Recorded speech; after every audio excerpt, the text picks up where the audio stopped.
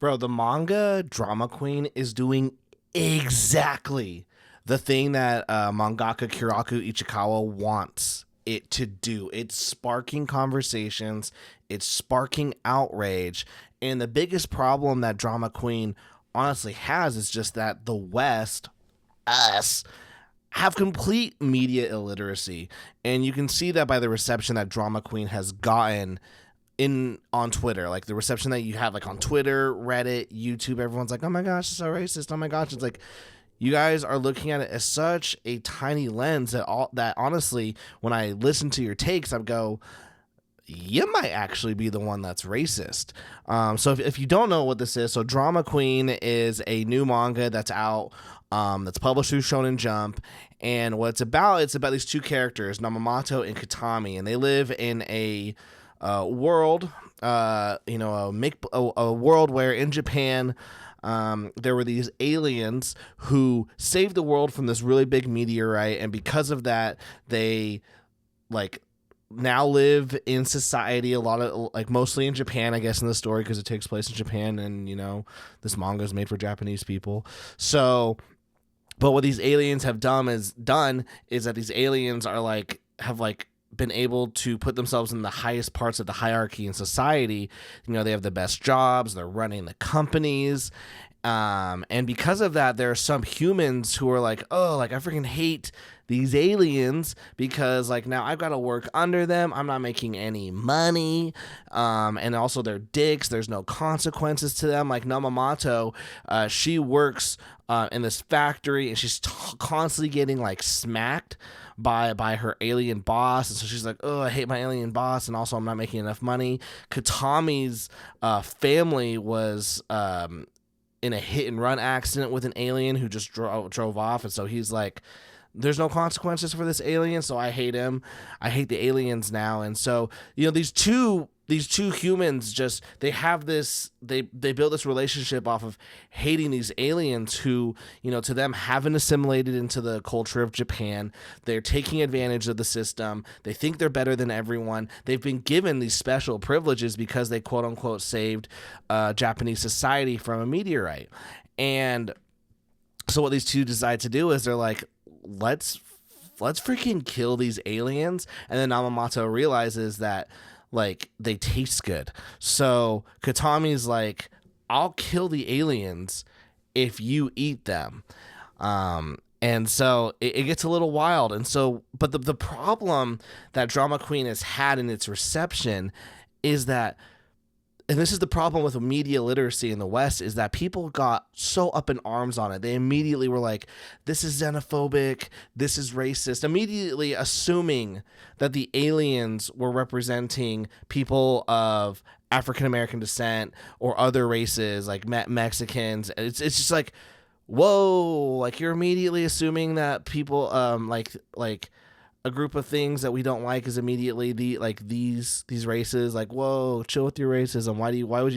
Why would you say that the villains in this story account to this race in the real world? No, we don't like that. And so to me, when I'm seeing these reactions, I'm like, okay, like let's just be real. This is a very political story. This is a political story, and it's okay, by the way, to have politics in art because the goal of art is to create emotion, and you can do that with politics. And this is a very political story. So what I'm seeing though is I'm seeing people on the left like this is racist, blah blah blah, and so then I go, okay, well, what do the people on the right say? And the people on the right are like, yeah, this is great. And it's like, oh, actually, that's not good either because if you have like on one side you have the political left saying this is racist, xenophobic, this shouldn't happen, and on the other hand you have the right celebrating violence as a means to get the results that they want in the story. To me, both sides are wrong, and I think that's what Ichikawa wants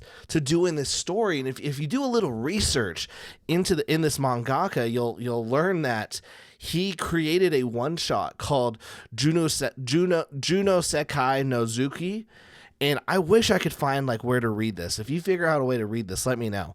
But the summary of the story is a battle between people who have different opinions and cannot understand each other. And really that's like the goal that I feel like he had when or she had, whoever Kiraku Ichikawa is, I don't know their gender, whatever this mangaka's had, their goal is to spark conversation. They've had these frustrations about these types of debates and conversations people had, and they've thrown it in previous mangas, literally a summary saying a battle between people who have different opinions and cannot understand each other. I mean, like, that resonates so much with like the current political landscape here in America. But here's another thing that people forget. Manga isn't made for us. Manga is made for Japan, and then we get the manga and we get to experience the manga. And so that's another problem that I have with the media literacy that we have here in the West, is thinking like, oh, they're making this for us and they're commentating on our society. It's like, no, like, you have to remember that the creators of these manga series that we all love, they're coming at it from a cultural lens of Japan. So everything that they're writing about is from that Japanese cultural lens. And let's think about it. Japanese culture is very sacred to them. They haven't brought in immigrants like America has and other countries have to like offset like the labor. They haven't done that. And they've really kept their door shut when it comes to like bringing other people in. But with the rise of popularity of the Japanese culture here in the West, you start seeing like influencers coming into Japan and other foreigners, and they're not assimilating with the culture. And in fact, at times they're disrespecting the culture. There's like so many influencers that you can find on TikTok and YouTube of they're dancing in the streets. They're partying on the subways. You have Logan Paul's infamous Suicide Forest video. And so at some point you go, yeah, like, I can see why a mangaka would make a story about how you have these foreign entities coming in, not assimilating with their culture, kind of disrespecting it. And it's like, are they getting away with it? How do we deal with this?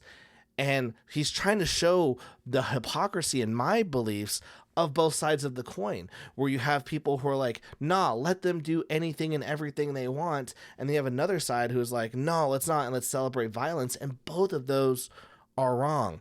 Like, if it's true what's going on in the story, that the aliens are this really bad race of species, then it's like, yeah, those are bad. And like that problem needs to be solved. Ding, ding, ding. That's okay. But it's not okay that Katami and Namamoto have decided that the solution to this problem in a civil society is to go the violent route of starting to murder these species. And that's where, to me, I think that's where the commentary is lying. Is that there's no hero in this story currently. Is everyone's a bad guy, and at some point, I'm hoping that there is going to be this recognition of, oh snaps, like, are we just as bad as the people that we're trying, as they don't even call them people, as the aliens? Are we just as bad as the aliens? I don't know. I'm really interested in this drama queen manga. I'm enjoying it. And here's the problem with you guys who are mad about it. Drama queen shot up the ladder of popularity because y'all guys were complaining about it on Twitter. I would not have even heard about this manga had you guys not been bitching about it on Twitter. And I went, okay, I guess I have to see what all the hubbub is about. So yeah, I definitely, it's something that I'm going to continue to read. I'm curious to see where it's going to go, because unlike other shonen manga where it's just, action, a battle, big bad battle, fight, this is probably one of the very first mangas I've read where I'm like, oh, this one has a definite blatant message that it's trying to convey, and I want to see where that message is going.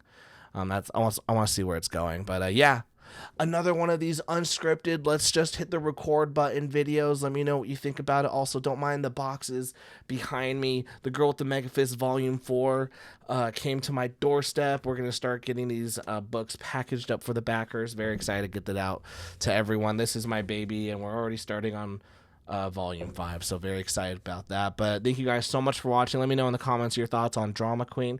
Also, let me know in the comments, should I keep doing these like videos? Because yeah, I'm just going to do them.